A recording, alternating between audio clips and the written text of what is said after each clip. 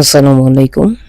আজকে আপনাদেরকে তেহেরি রান্না দেখাবো। আমি এখানে 10 কেজি মুরগির মাংস নিয়েছি। মাংসগুলো প্রথমে একটু লবণ এবং একটু জিরা গুঁড়া, ধনিয়া গুঁড়া দিয়ে তেলের মধ্যে ভেজে নিচ্ছি।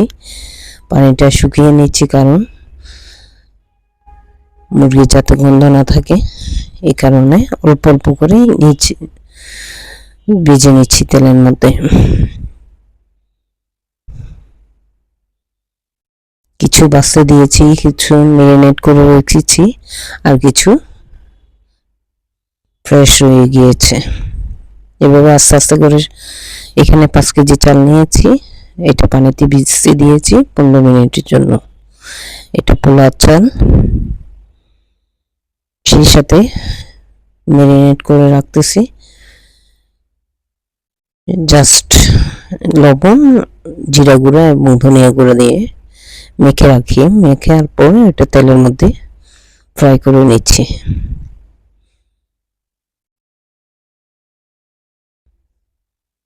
কিছু বাচ্ছি, কিছু ম্যারিনেট করে রাখছি, আর কিছু ফ্রেশ, কারণ সব 10 কেজির মাংস একসাথে তো ভাজা করা যায় না, তাই অল্প অল্প করে ম্যারিনেট করে বাছতেছি।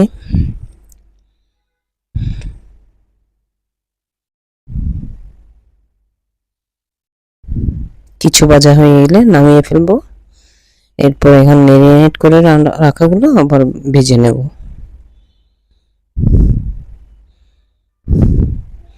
এভাবে করলে মুরগির মাংসের যে গন্ধটা, ওটা আর পাওয়া যায় না, ওটা চলে যায়। ভেজে ভেজে একটা ডেক্সিতে হাঁড়িতে উঠিয়ে নিলাম। সব মাংসগুলো এইভাবে ভাজি করে করে নিলাম। কাঁচামরিচ, দুধ, দই, আপনার এটা নিয়েছি পোস্তা বাটা, বাদাম বাটা, নারিকেল বাটা, আদা, জিরা, মরিচ, ধনিয়া এবং মিষ্টি জিরা মুড়ি, এটা হচ্ছে ধনিয়া।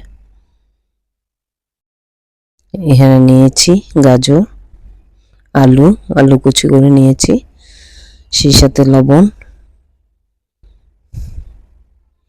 চুলোতে একটা কড়াই দিয়ে দিলাম। এখন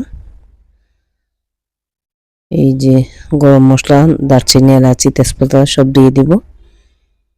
আগে দিয়ে দিলাম পেঁয়াজটা একটু ভেজে নেব, একদম দোকানের স্টাইলে মজা হয় এরকম। দোকান থেকে কিনে আনলে যেভাবে টেস্ট পাওয়া যায়, তার চেয়ে ভালো হয় ঘরে রান্না করলে। দিয়ে দিচ্ছি রসুন বাটা, রসুন এবং আদা পেস্টটা। পেঁয়াজটা আসলে পেস্ট করি নাই, আস্তে দিয়েছি কুচি করা, এবং রসুনটা দিয়েছি। এটা দিচ্ছি আপনার পোস্তার দানা, নারকেল বাটা, বাদাম বাটা এবং জৈন রাঁধুনি সব একসাথে ব্লেন্ড করেছি, সেটা দিয়ে দিলাম। দিয়ে একটু ভেজে নিচ্ছি।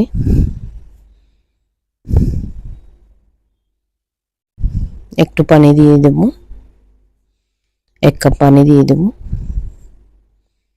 যাতে মশলাটা পুড়ে না যায়।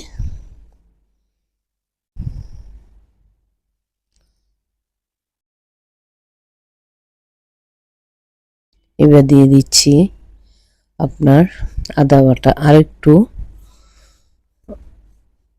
বাদাম বাটা,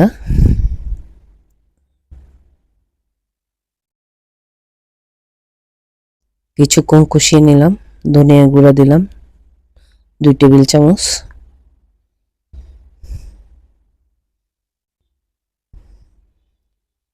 জিরা দিলাম 1 টেবিল চামচ, 2 টেবিল চামচই দিলাম, কারণ আমার এখানে মাংস বেশি, সেজন্য কম দেওয়ার। প্রথমে আমি কিন্তু আর একটু মিষ্টি জিরা দিলাম 2 চা চামচ পরিমাণ, একটু মরিচ গুঁড়া দিলাম জাস্ট কালারটা দেখার জন্য, একটু ঝাল যাতে হয়। হলুদ দিব না, হলুদ দিলে হলদে কালার হয়ে যাবে। একটু পানি দিয়ে দিব, পানি দিয়ে কষিয়ে নেব।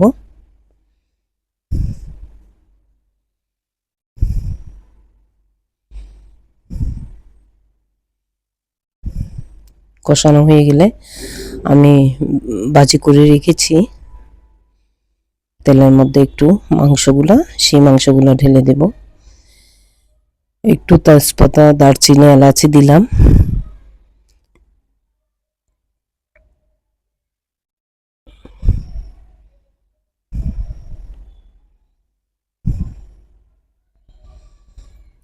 আসলে মশলা কষালেই যে কোনো রান্না মজা হয়। মশলাটা প্রথমে কষিয়ে ফেলতে হয় অনেকক্ষণ ধরে তেলের মধ্যে। যে কোনো রান্নাতে মশলা কষানো অনেকক্ষণ ধরে 15-20 মিনিট ধরে মশলা কষিয়ে একদম তেল ভাসলে ওই তেলের মধ্যেই মাখা হয়ে উঠলে ওখানে মুরগি, মাছ এগুলো ঢেলে দিলে, তারপর নেড়ে চেড়ে অনেকক্ষণ রাখলেই রান্নাটা সুস্বাদু হয়ে। পুরো মাংসটা সব মশলার মধ্যে কষিয়ে কিছুক্ষণ 10-15 মিনিট রান্নার জন্য বসিয়ে রাখবো মাখা করে। এখানে কোনো পানি দিব না, জাস্ট মশলার মধ্যেই কষিয়ে ঢাকনা দিয়ে রেখে দেব। তারপর সেটা যখন পোলাওকে ভাজি করে নেব ভালো করে, তাই ওখানে অর্ধেক দিয়ে দেব। বড় পাতিলে রান্না করলে রান্নাটা সুবিধা হয়, নড়াচড়া করা যায়, সেই জন্য বড় পাতিল নিয়েছি। এখানে চাল ধুয়ে রেখেছিলাম, এগুলো পানি ঝরানোর জন্য এখন নিচ্ছি। ধুয়ে পানি ঝরিয়ে রাখবো 10 মিনিটের জন্য।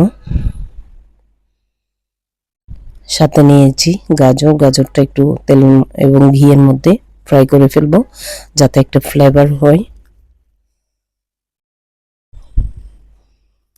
গাজর এবং আলুটা আলাদা করে ফ্রাই করলে সুন্দর কালারটা দেখা যায়, সেই জন্য আমি গাজরটা কিছুক্ষণ 2 মিনিটের মধ্যে নেড়ে চেড়ে উঠিয়ে ফেললাম। এবার আলুটা পুরোটাই ঢেলে ভাজি করে নেব।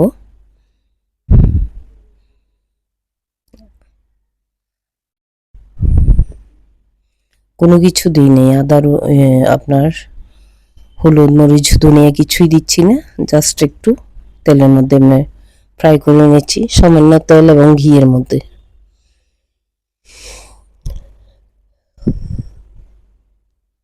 যাতে গন্ধটা না চলে যায়।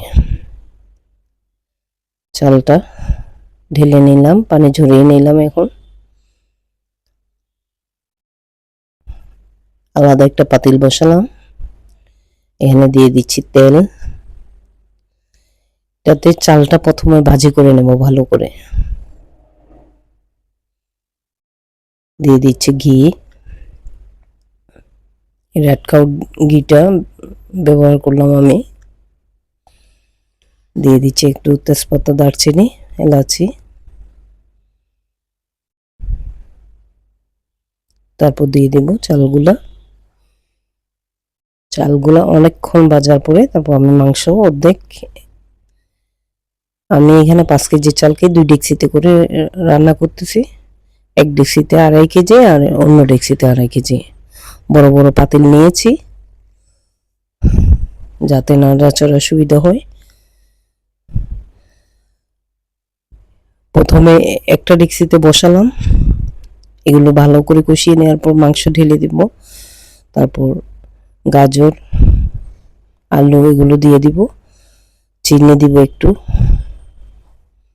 লবণ দিব পরিমাণ মতো, কাঁচামরিচ দিব। অনেকক্ষণ ধরে কিন্তু কষাতে হয়। এখন দিলাম 2 চামচ লবণ এবং 2 টেবিল চামচ চিনি দিলে টেস্টটা আসে, সেই জন্য একটু চিনিটা দিতে হয়। এখন দিয়ে দিচ্ছি আলু এবং গাজর, যেটা আমি ফ্রাই করে রেখেছিলাম। অর্ধেক করে দিচ্ছি, 2 ডেক্সিতে করে দিব, এই কারণে অর্ধেক করে দিচ্ছি। এবং মুরগির মাংসটাও অর্ধেক দিব এখানে। আর 1 কেজি চালে 5 কেজি মাংস দিব, আরেকটা 1 কেজি চালে 5 কেজি মাংস, টোটাল এখানে 5 কেজি চাল 10 কেজি মুরগির মাংস। এখানে দেওয়ার জন্য আমি কিন্তু পানি সিদ্ধ করে রেখেছি আগে, একদম ফুটন্ত পানি রেখেছিলাম সিদ্ধ করে, ওই পানিটাই ঢেলে দিলাম। দিয়ে দিলাম কাঁচামরিচ। যখন হয়ে গেল নেড়ে চেড়ে কিছুক্ষণ, এখন মুরগির মাংসটা দিয়ে দিচ্ছি। মুরগির পুরো মাংসটা আমি কষিয়ে রেখেছিলাম আলাদা একটা পাতিলে। একসাথে যদি মুরগির মাংস এবং চাল নাড়াচাড়া করা হয় তাহলে সব ভেঙে একদম গুঁড়া হয়ে যায়, সেই জন্য আলাদা আলাদা করে রান্না করলাম। এবং শেষে চালটা যখন একটু কষে উঠলো, অর্ধেক মুরগির মাংস দিয়ে একটা পাতিলে বসাই দিলাম। একটু পরে কষে উঠবে, তারপর উপরে একটু আপনার ঘি দিয়ে দিব। আপনারা চাইলে কেওড়া জলও দিতে পারেন, গোলাপ জলও দিতে পারেন। আমি অবশ্য দিই নেই কিছু। তার মধ্যে কিশমিশ দিতে পারবেন। আমি এখানে আপনাদেরকে দেখানো হয় নাই, দই দিয়েছি এবং 1 গ্লাস 1/2 লিটার দুধ দিয়েছি, লিকুইড করা দুধ দিয়েছি। এখন আর একটা আলাদা পাতিলে বাকি অর্ধেকটা রান্না করছি।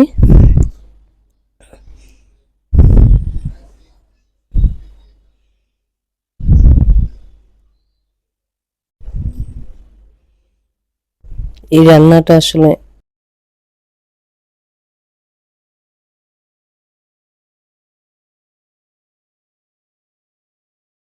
অনেকক্ষণ নাড়াচাড়া করতে হয়, ভাজতে হয় চালগুলারে, তাহলে ভাতটা ঝরঝরে হয়।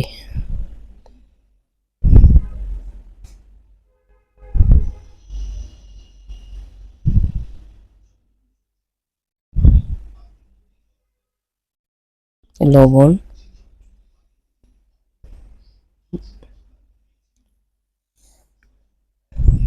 কষার সাথে আমি লবণ, চিনি এগুলো দিয়ে দিচ্ছি।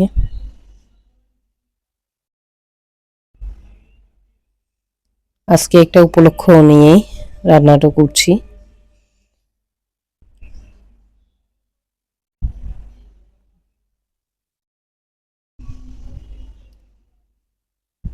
গরিব দুস্থদের দেব, এই কারণে রান্নাটা করছি আজকে।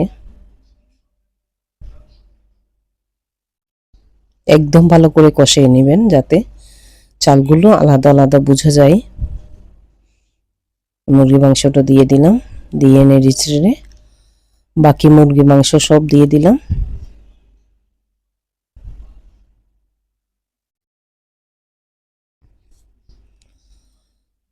গরম পানি করে রেখেছি, একদম উতরানো গরম পানি।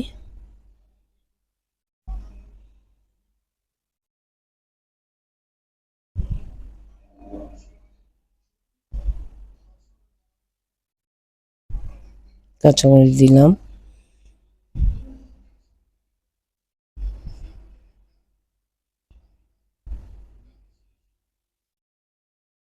এখানে দুধ দিয়ে দিলাম 1/2 লিটার,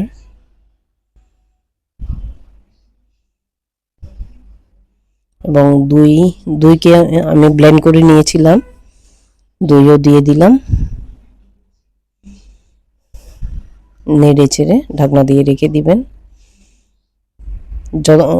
পানিটা চাল খেয়ে ফেলা পর্যন্ত একদম আগুনের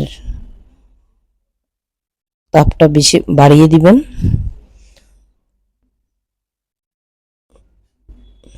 হয়ে গেল আমার। এখন চুলার আগুন কমিয়ে দিয়ে ফুটতে দিয়ে দিলাম। ধন্যবাদ, ভিডিওটা দেখবেন। কিভাবে তেহারি রান্না করবেন তা আজকে দেখিয়ে দিলাম। ভালো থাকবেন সবাই, আমার চ্যানেলটা সাবস্ক্রাইব করবেন। আসসালামু আলাইকুম। আপনাদেরকে যারা আমার চ্যানেলটা সাবস্ক্রাইব করেছেন সবাইকে ধন্যবাদ।